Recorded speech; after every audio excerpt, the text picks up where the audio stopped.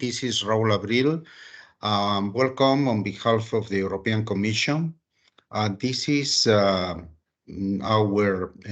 European Library of Architectural Principles webinar. This comes as as a part of a sequel of webinars that we had the privilege to share with you all. So you can revisit them as this one as well, because the links are accessible. And I would like to just do the opening remarks. So please move to the next slide. This is basically the agenda for today, where you hopefully will have the opportunity to understand what is the ELAP Library of Architectural Principles and the main use cases, okay? I just wanted to make a position here to support the slides that you will see.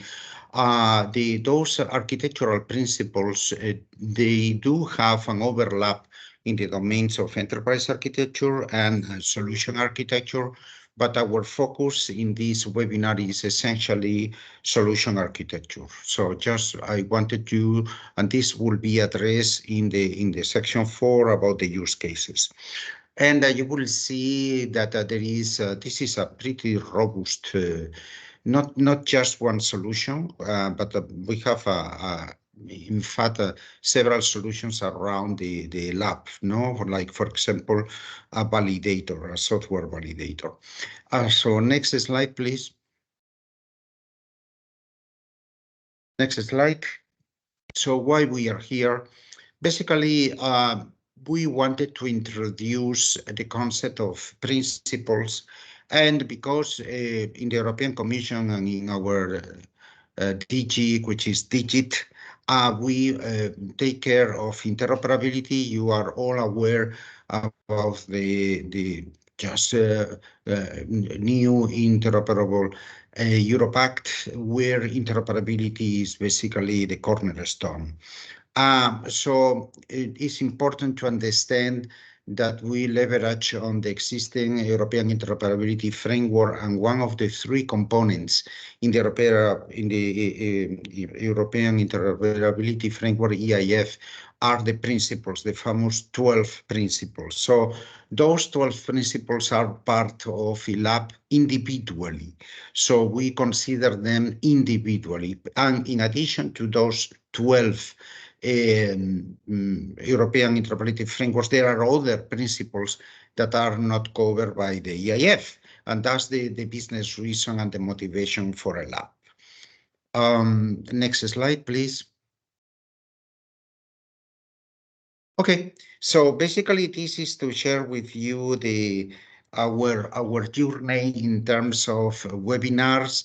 We have delivered, and you have access to an umbrella webinar where we are introducing CAMSS, the Common Assessment Method for Standards and Specifications. In our previous webinar, we delivered the ELAP Library of Interoperability Specifications, ELIS, based in basically the core standard and specifications vocabulary and in the core assessment vocabulary, and the several use cases that we have with this library of interoperability specifications. And here we are. We are with the European Library of Architectural Principles webinar, which is today. This under you can see 03. And then basically we have in our roadmap basically two more potential webinars. One is about the assessments scenarios, which means what are the scenarios that the Common Assessment Method and Standard Specifications has. And then finally, we could visit another webinar, basically those core two vocabularies that we have. And with that, I think this is basically my last slide. And then I will give the floor to Romina, and I wish you that you enjoy this webinar. And please don't hesitate asking questions during the webinar or after, in batch mode, that you will receive links. So please enjoy, and don't hesitate asking questions. Thank you very much. Romina? Thank you very much, Raul, for your opening. Welcome, everybody. Good morning. As a quick way of introduction, my name is Romina, and I'm a public sector consultant as part of the CAMSS teams. I have today the pleasure of introducing you to the environment around ELAP. So some key concepts that are we believe are important to be known before then digging deep into ELAP as such. Let's begin then with these 5 key concepts that are the starting point to then better understand the further one coming after. Well, the first point would be interoperability. In this specific case, by interoperability, we mean the ability of 2 or more systems or applications to first exchange information, and second, to mutually use the information that has been exchanged. Still related to that, we have the concept of architecture, building block, and then we're going to see the solution building block one. In the case of ABB, so what's that? It's a requirement, as you can see here, providing a certain level of granularity, meaning the characteristics and the functionalities that are necessary to achieve the aforementioned described interoperability. These characteristics and functionality refer to one specific aspect of what is going to be then the overall architecture model that will compose a digital public service. As you can read here, there is some compliance with at least one EIF principle. We're gonna explain it better later. And there is also the formulation in a way that's a normative statement. So in other words, a requirement that's viewed in legal, organizational, semantic, and technical terms. Again, we are gonna elaborate a bit better on that in the following slides. And these views are important to be known because these are the fundamental layers for then modeling a to-be European public service. Moving to the solution building block part, this is the specific implementation of the characteristics and functionalities described by the architecture building block. So we can think of that as the practical, let's say, part of what of the theoretical explanation given by the architecture building block. And it could correspond as a piece of data or our produced software, allowing the implementation of an ABB. Indeed. Moving on, we have the architecture principle. And here we have a more abstract concept because all these architecture principles provide indeed a highly abstracted view that helps to guide the specification of the interoperability requirements. And this is key to be known in order to then better understand the ELAP, which stands for European Library of Architecture Principles. So as the name may already suggest, it establishes the principles and a framework to ensure interoperability at a European level. So that's the geographic framework in this sense. This library has also a further function of validation type. So it establishes all the needed requirements and all the processes that are necessary to be followed in order to enable interoperability between the different digital public services. Moving on to the next slide, please. Thank you. As mentioned, briefly mentioned before, another key concept to be known is the European Interoperability Framework. What's that? It's a guidance on how to set up interoperable digital public services. It goes beyond ELAP, but we're going to explain the link between the two. Overall, it provides 37 recommendations that are then organized into 3 main pillars. 12 principles, the ones that Raul was mentioning before in the opening part, that guide policymakers in the pursuit of interoperability. We have the four interoperability layers are called the lost view, standing by legal, organizational, semantic, and technical interoperability. And they present they are the integrated view, so view for the public service governance and are all the different aspects of interoperability that should be addressed. And finally, we have one conceptual model aiming to design and also deliver these integrated public services. The link to ELAP is that as a library for architecture principles, it encompasses these 12 principles mentioned before to indeed achieve interoperability. Moving to the next slide, please. Thanks. We move here to another very important concept, which is ERA. Before explaining and defining ERA, we believe it's important to understand its link to interoperability, because that's the main core of the European interoperability reference architecture. That's what ERA stands for. As you can see here, the link with interoperability is really strong, because we can think indeed of like the core, one of the core final goals of ERA, which is to support the achievement of interoperability between digital public services.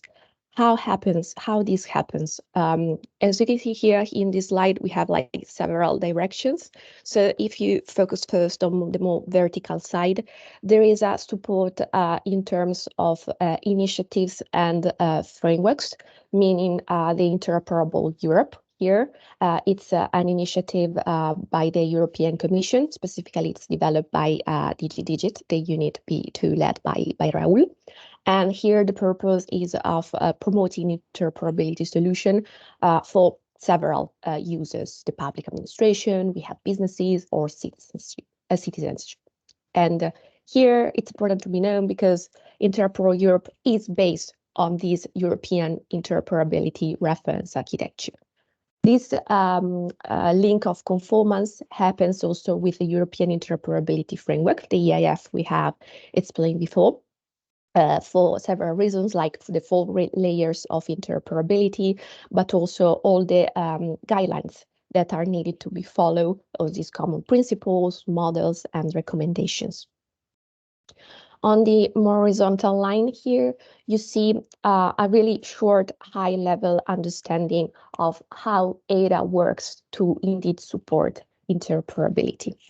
You can think of ERA as a guidance for public administration to provide interoperable European public services. So indeed, like the practical understanding of the Interoperable Europe initiative. So everything begins with inputs coming from users, which can be indeed businesses, policymakers, or enterprises in the IT sector or even beyond. And here there are several needs or requirements to build up a digital public service. Sometimes it can start with like a really open need and requirement, or it can also be something a little bit more predefined, like already an architecture decision. These inputs feed the European interoperability reference architecture, because it helps you to elaborate more these requirements to achieve more elaborated requirements on a more high level or detail level. And this is what are then the final solutions that are going to build up the architecture and finally define and like create the needed digital public service. And here the link with ELAP, but not only, also there comes solutions like ELIS, which is the ERA library of interoperability specifications. The link here is that these CAMSS solutions are conceptualized in ERA. So they are really developed in the kind of framework of ERA, and also support the development, the whole environment of ERA itself. Moving on to the next slide, please.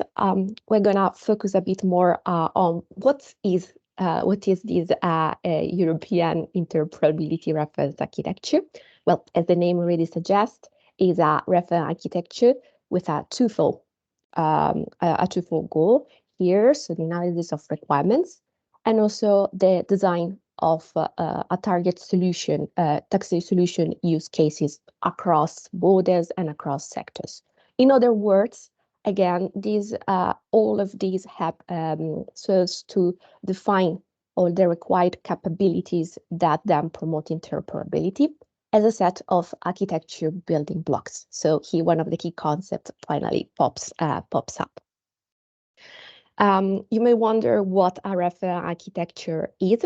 Here we have provide quite complete definition, but just to briefly sum it up, you can think of it as a template or a blueprint that provides a recommended framework for then design and implement systems. So really, it's a way of guiding the creation of solutions to then meet all the users' inputs, so the needs and the different objectives. But that's more, because in case there is an already developed solution, it can also be thought as a point of reference for best practice or standards or already acknowledged guidelines that then help to create new systems in a more efficient and cost-saving way. So here you have like one single point of source for all the different approaches, all the different references, architecture, and this indeed helps to increase efficiency and reduce costs. And last but not least, there is also a feature of quality assurance. Sorry, no, not yet, not over yet. There is a feature of more quality assurance, meaning that when implementing while working on the different steps of first analysis, but also design of all the different solutions, it also helps to put a sort of quality stamp, ensuring that all the steps followed are correct. And this also happens on the several layers that we had mentioned before, the several layers of interoperability, meaning the different perspectives under which a service can be developed. So here you have a more legal, organizational, semantic, or technical view. By technical, we mean both the actual application, or it can also be something more infrastructure-wise. Continuing on the ERA side, here you have an explanation, broad explanation of the different characteristics and benefits. Actually, the characteristics you see here are somewhat summing up actually all the different aspects related to ERA. So as you can see here, ERA it's really a common point to have a shared understanding of the terminology for achieving interoperability, achieving coordination, is also meant to become a reference point for the different architectures for delivering digital public services. So really to become the framework to for all the different architecture building blocks and already developed solutions building blocks that can be reused for new solutions. In this sense, an important characteristic is that ERA works in a more domain agnostic way. So it's really technology and product neutral, and that's because the orientation ERA has is more on the service side. So is this indeed service-oriented architecture style that works and helps works to reuse different SBBs. And Archmate, as that you may read here, is the system, the technology through which we all the different models are worked. And you're gonna also have a preview of that when I show in the demonstration of ELAP, thanks to this integration between ELAP and data. And finally, there is like an important policy, sort of policy initiative, alignment compliance with the interoperability, the European interoperability framework. But not only, there are also other standards like TOGAF, which is one acknowledged standard for designing and developing architecture patterns and building blocks and so on. So all these characteristics work together, let's say, to provide the benefits that you see shown here, that can indeed be summed up in like better efficiency, better interoperability, cost savings, to have like one single place where to find the different acknowledged reference architectures. There is also benefit in terms of machine readability that can also help that can be like implemented in facilitation terms. For instance, when we use the ELAP or EGOVERA validator, we haven't explained EGOVERA, but just really in short is like one solution coming out of Vera. And indeed, the integration with all the solutions that are under the CAMSS realm, like ELAP and the ERA library of interoperability specifications. And practically speaking, that's a benefit that is meant to several target users, the different users providing the input for these reference architecture. And here, as you can see, we span from policymakers to solution architects to even business analysts or portfolio managers. And here you will later see some commonalities with the target users of ELAP itself. So that's also very, very important to be known. That being said, I believe that would be all for the ELAP environment. So I would leave the floor to my colleague Mario, who is going to explain better what ELAP is.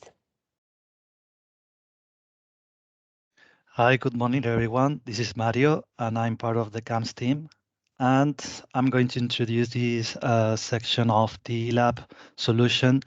And later on, we'll go through the ELAP validator itself. So what is ELAP? Well, as Romina was saying, this is a solution that is contextualized on ERA. And that meaning that at the end, what ELAP is based on is the architecture reference of interoperability that the ERA model proposes. And as you may see on the right side of the diagram, we have the ERA ontology viewpoints. In there, we can see how the ERA model relates to the ELAP principles. As you may see in the middle of the diagram, we can see the ELAP representation.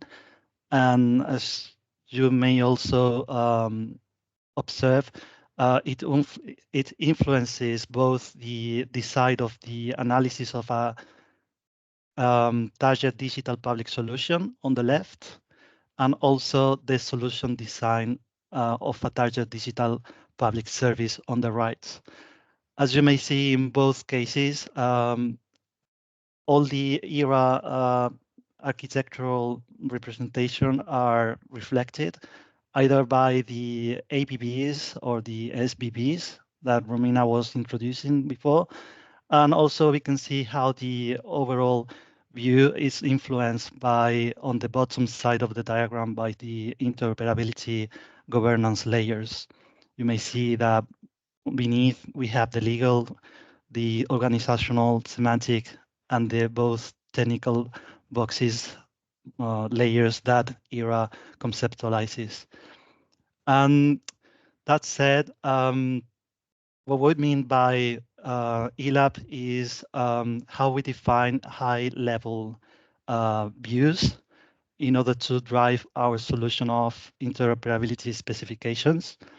And this is meant to be achieved by the conceptualization of our model regarding these principles.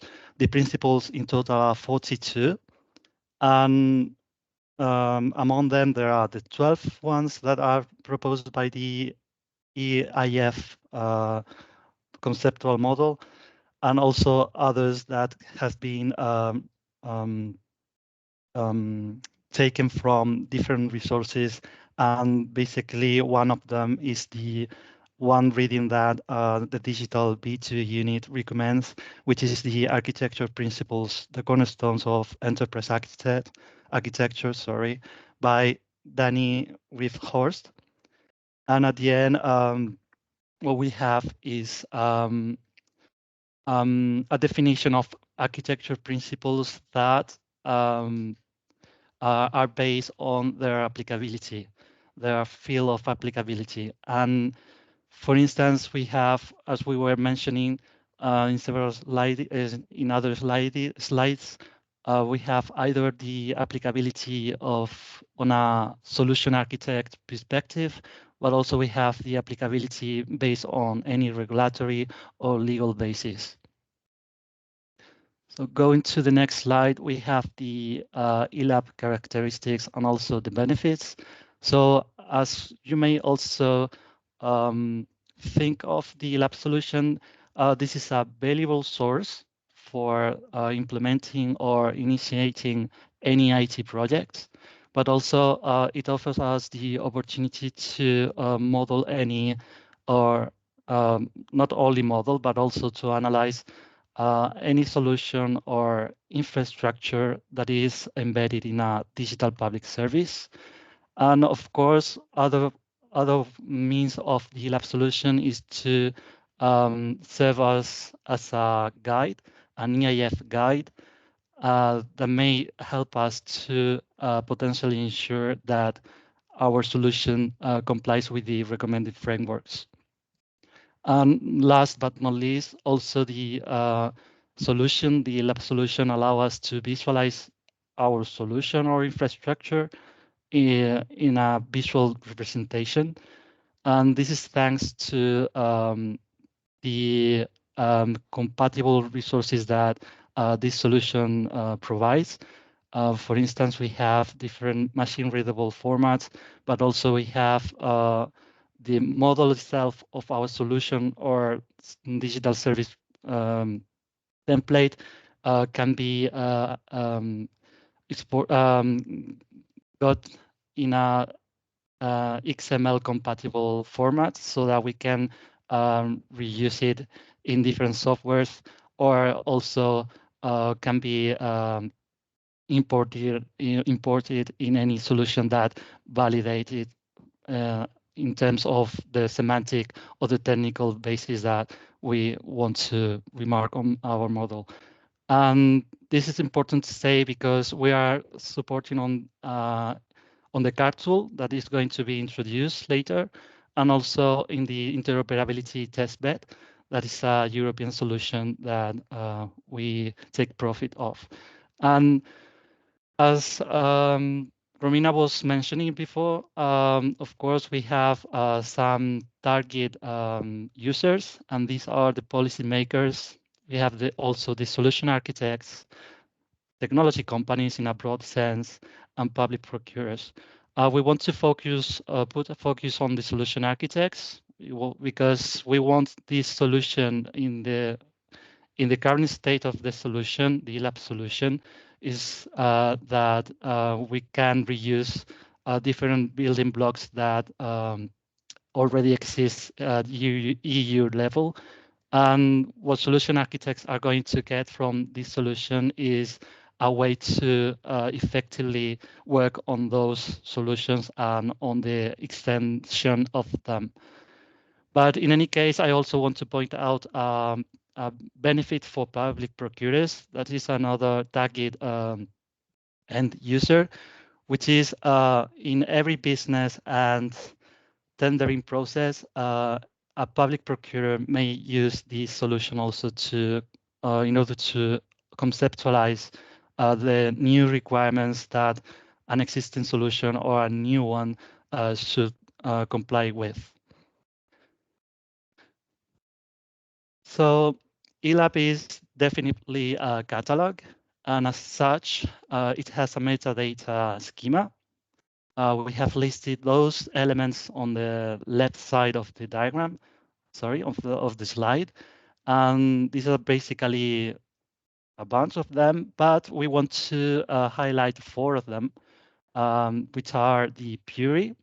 And as you may know, as I was noticing before, we have this solution that is represented in different formats. And one of them is in a linked open format. And these Puris will allow us to identify each principle of the ELAP. Also, we have beneath we have the category, which at the end is what is going to allow us to classify the applicability of our principle. And at the end, what we want is to put a focus on the life cycle of our business process, either the strategic, the design, or operational stage. And we want to also to highlight that these categories are compliant with the ITIL standards, which stands for Information Technology Infrastructure Library, which at the end is going to make us to ensure us that we are applying highly standards for our solution design, or I mean our solution analysis or design. And of course, we have the principle, which is the short name of the principle. And we want also to remark the rationale, which at the end is going to allow us to put the interest on what we are doing with our solution. And this is a demonstration of the Excel format of our solution. And at the end is human readable, is friendly for anyone. And you can see the different principles listed in column C, and also the other elements that we were introducing before, like the rationale on column E and the category on the column A. And now moving on to our use case, which we are going to present the demonstration of what is the usual stuff for a solution architect using the CAR tool. And this CAR tool, we were introducing it before, but now we are going to go deep on this subject. And at the end, what is CAR tool? The CAR tool is a plugin. It is an asset developed by the interoperability architecture team, which is also the team that is maintaining the ERA model. And it's plugged in the Archi software. This CAR tool at the end is open source as the Archi tool is. And also what is going to allow us to simplify and efficiently use the different conceptual resources, meaning the ABBs for the solution architects that we have in hand. And also what we are going to have is in turn the enhancement of this data quality and how we reuse our solution in our case. And one of the main benefits is that is used offline, can be used offline, and also that we don't need any permission or prerequisites to use it. And to move on, we think that this CAR tool is pivotal for enabling public institutions to achieve interoperability. And in the right side, we have listed some of these evidence. And between them, among them, we have the ICT solution development, which is our use case. And at the end, what we wanted to extend, or in other words said, to design a new solution based on the ERA and the reuse of existing solutions. But of course, we have other alternatives use cases, which are the legislative one, the policy one, or any other technology company that may be interested in the development of resources that are interoperable. So now we are going through the use case. So as we were saying, I am a solution architect, and as such, I want to model an architecture for, other way said, public service for a national solution. And I want it to be interoperable through cross-border. Okay, so here you have a caption. I mean, not a caption. Sorry, you have a screenshot of the card tool. I'm going to open it on my local machine, and I want you to check which is the recommended adoption of the views of this tool. So I give you just 5 seconds. You may see that on the left, there are listed all our folders for our model on the left top side, and on the left bottom side we have the card tool extension for the Archi software. As you may see, this is the Archi interface, and also we have on the right bottom side what is the list of the ELAP principles. Sorry, Mario, you are not sharing the card tool, eh? Yeah, I'm going to do that now. Sorry. Okay. Yeah. So, can you confirm if you see my Yes. use case? Okay, that's right. So this is the default view for our Archi tool. So now, as a solution architect, what I'm doing is to activate the card tool, which is mandatory to do if we want to do the modeling with the ELAP solution. This is, I'm going to adopt the recommended views. So we have my folder on this side. I have activated the card tool plugin, and here we can see the ELAP extension. So now what I'm going to do, based on my model, which is on the right side, I'm going to open the list of principles. I'm going to place it in the recommended view, which is in the bottom side. And now it's turned to the modeling phase. So as you can see, as I was mentioning before, we have the 42 principles, including the 12 ones from the EIF, and the different metadata elements that are displayed on the screen. You can see here the rationale, for example. So now I'm going back to my model. I'm working on a solution which regards digital identity. So my ERA APP that I'm modeling is the identity management. And in my previous exercise, I related it to a principle, which is the evidence-based public policy. But at the same time, I have the security by design principle, which interests me in my context, okay?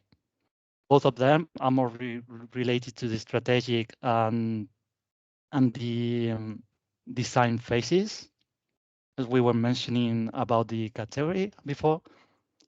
And if I want to add a new one, a new principle that may converge with this solution, I will just have to click on the desired principle, click on the right, and click on the add architecture principle to the model.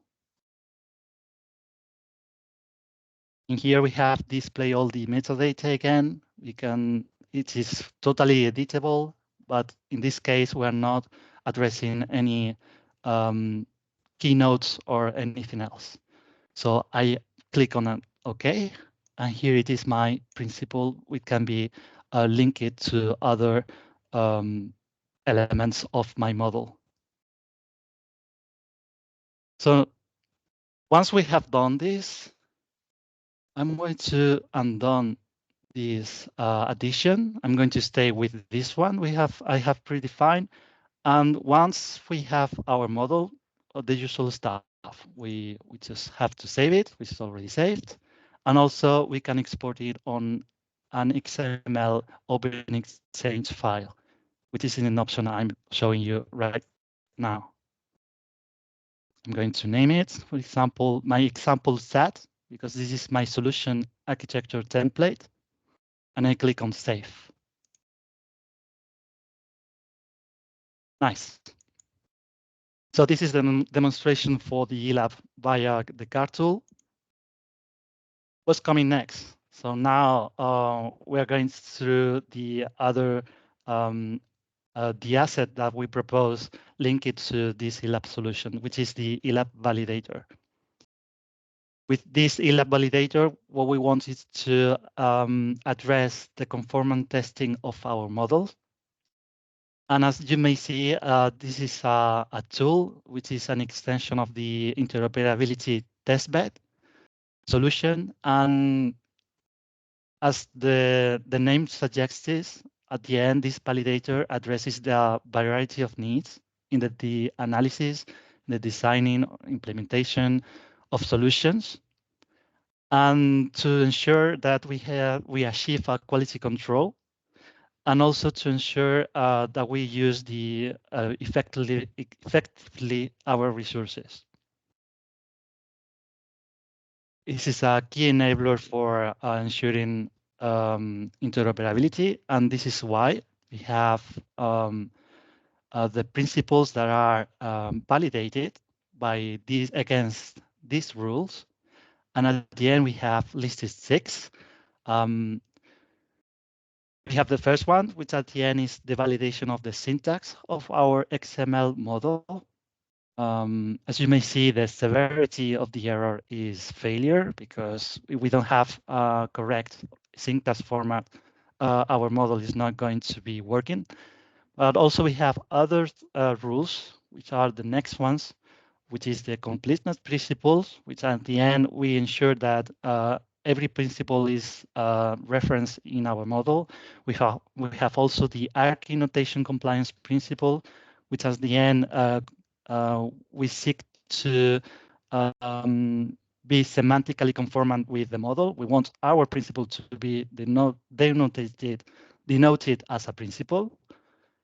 We have also the other principles, which are the non-orphan element principles, the salient alignment principle, and the specific implementation solution principle, which at the end are going to allow us to that the validator is going to tell us if the model is complying with this. At the end, what we want to do with these 3 rules is to say, okay, is ELAP, our model, complying with ELAP, and is ELAP that meaning that ELAP is following the ERA conceptual model, because at the end, what we are doing is to link principles to the elements that ERA offers us, which are the building blocks, either the architecture building blocks or the solution building blocks, okay? And as I was saying in the first case, we have also a severity, another severity level, which is the warning, which at the end, if it's a warning, we can still working on our model, but the best option would be that that this warning should be reviewed and amended. So now we are going through the last section of this webinar, which is the coming back to the solution architect use case, but this time we are going to validate the model that we were showing you before via the interoperability testbed solution. And to do a brief introduction to this European solution, the interoperability testbed, as you may read, is an online, intuitive, and self-service platform for conformance testing of IT systems against semantic and technical specifications that may link to the previous slides where I was introducing you the different rules. And we thought of the interoperability testbed as the perfect solution to engage our user ends in a more straightforward way to achieve interoperability for their solutions. And we're going through the demo again. So this is me again. I'm a solution architect, and I want to test the conformance of my model, the one that I was showing you, and that I exported to my local machine in the ELAP validator interface, which at the end is the interoperability testbed interface that we are using. So here it is the link, but I'm going to share with you the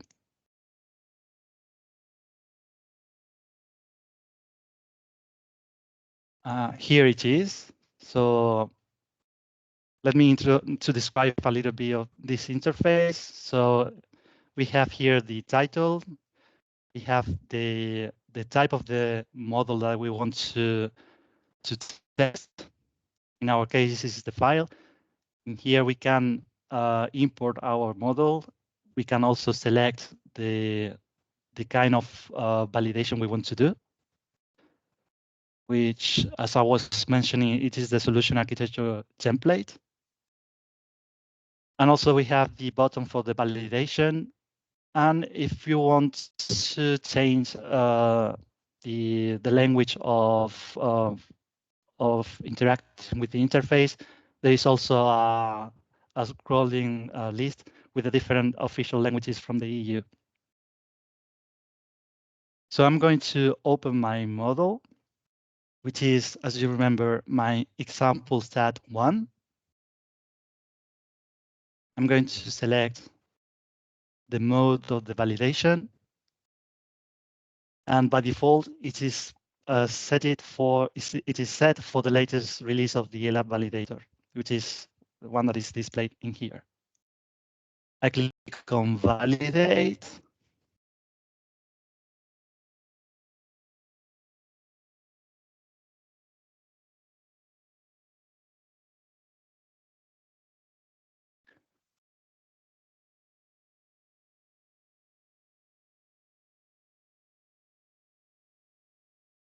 Sometimes we have to have a word on this. Sometimes it takes a little bit of time.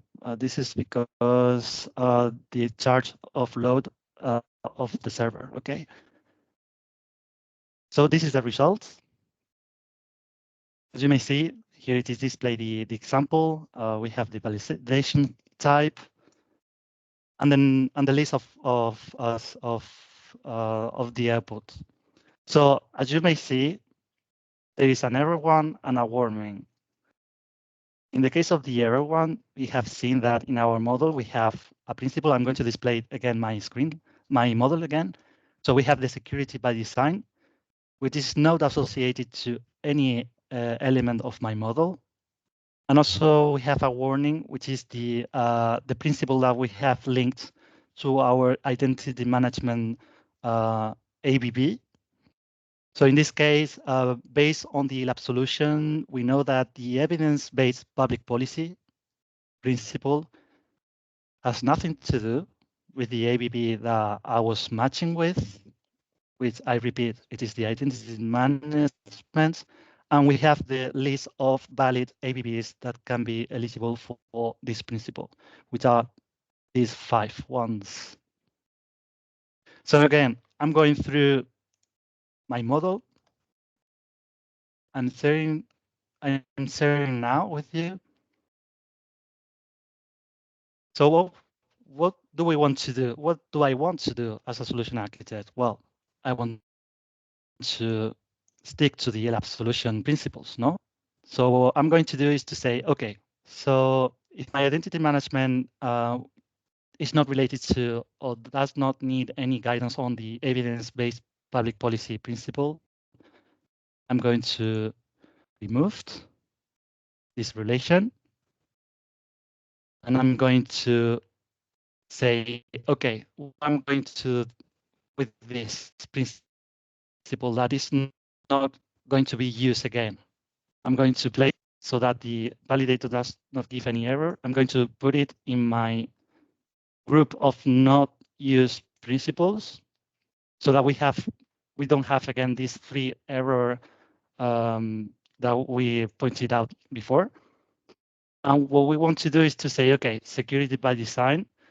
I know that the ELAP validation relates to this identity management with this principle. I want to link it to the ABB so that we can model, can influence my modeling. So I do an association link. And now I'm going to validate it once I save and once I export it. So now I'm going to export it as my example SAT2.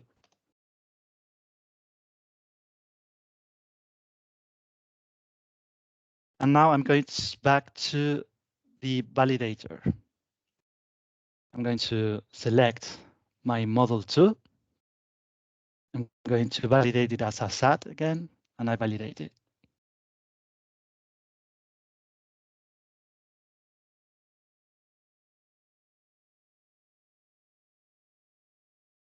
And now, as you may see, there is success. So what we learned? Well, we have that our model complies with the ELAP solution, and we can go through the modeling process on a secure way.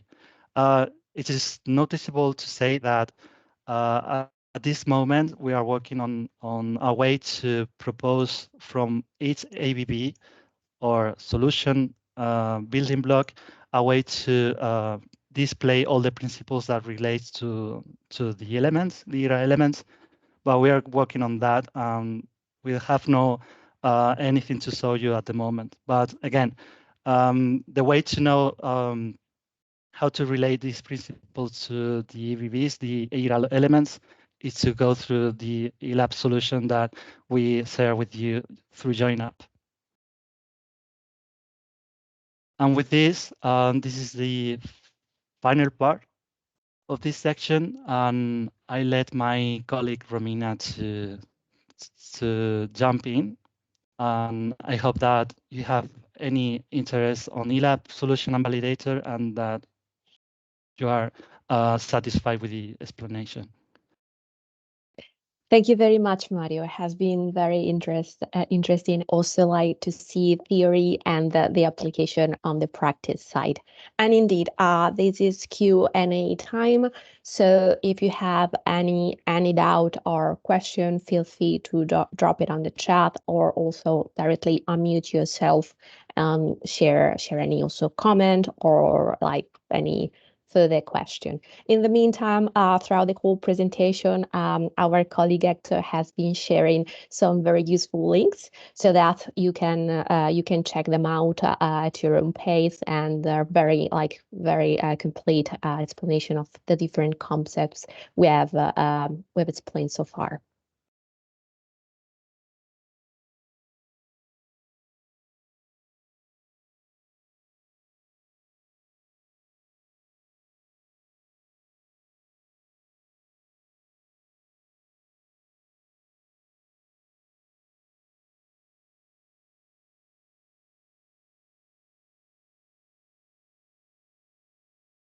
It seems so far so good, or well, also we understand that we have presented like a lot of concepts. There is a lot of information to process.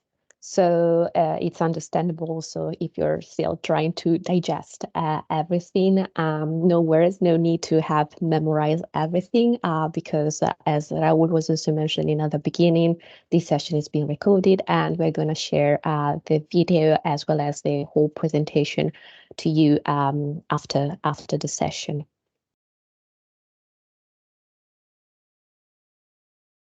And of course, if like any other doubt pops up like after this session, you are more than welcome to email us, contact us, and we're going to be happy to answer to you on in a written form.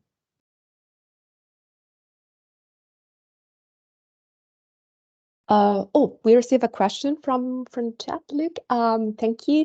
The previous time I used CARTOol, it was not compatible with my version of RT. Is CARTOol compatible with RT 5.2?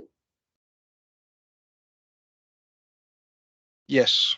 If I may, yeah, that's compatible. That's the version that we are using for showing that today, so it is compatible with version 5.2.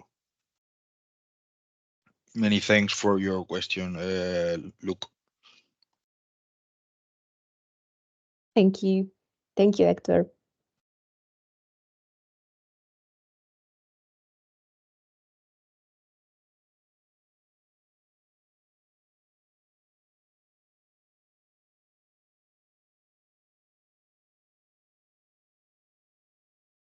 Perfect.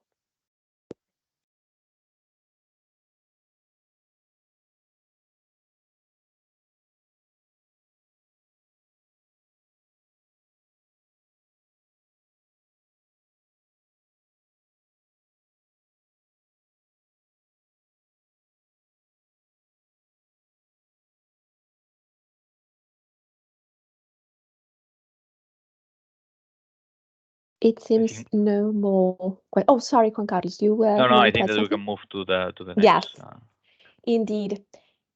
Seems that so far it's like still processing mode. Or we also hope that you manage also to like digest everything, and we really hope that the explanation was complete and clear enough.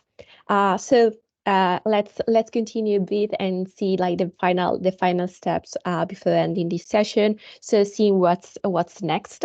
As I was mentioning in the opening, we have a couple of more webinars in our plan, and the following one would be a session. Mario, please, the next slide, so we can show this to our colleagues. Yes, the fourth session that we have in mind in our proposal plan is about the CAMSS assessment scenarios. And here what we would like you to present is the different CAMSS assessment scenarios, as well as CAMSS interoperability, European interoperability framework scenarios and methodology. Thanks to this session, I believe you are gonna become more familiar with EIF, and as well as the theory is better understood when it's accompanied with some practice. So we also would like to show you a demonstration of an interoperability specification, the same way my colleague Mario did with ELAP and its validator. So this is what we have in plan. The team is also working on the development of the solutions. So this is a tentative plan, but of course, let's see if like new solutions pop up. And of course, stay tuned, and we're gonna provide you with like more details as soon as the session is well set. Of course, I can like take the opportunity in this sense to share another useful link. It's more related to our webinars. So in case you miss the previous session, because you heard that this is the third session and we have a fourth one in the proposal line. We indeed have been preparing a webinar series for the CAMSS project, and I just shared the link to the other webinars we have presented so far, if you want to check them out. And the very last link I would like to share with you is more on the feedback side, meaning that we really, before the end of this session, we would really like to hear from you how it has been. So we would really like to hear your feedback on the different aspects of it to help us improve and do better for the following sessions. That being said, it would be all from us. We really hope that you enjoyed this session and also found it enlightening and interesting. And again, everything is gonna be shared with you at a later stage. So I thank you very much, you all, for attending this session, and really looking forward to see you in the future ones. And wishing you, of course, a very good day.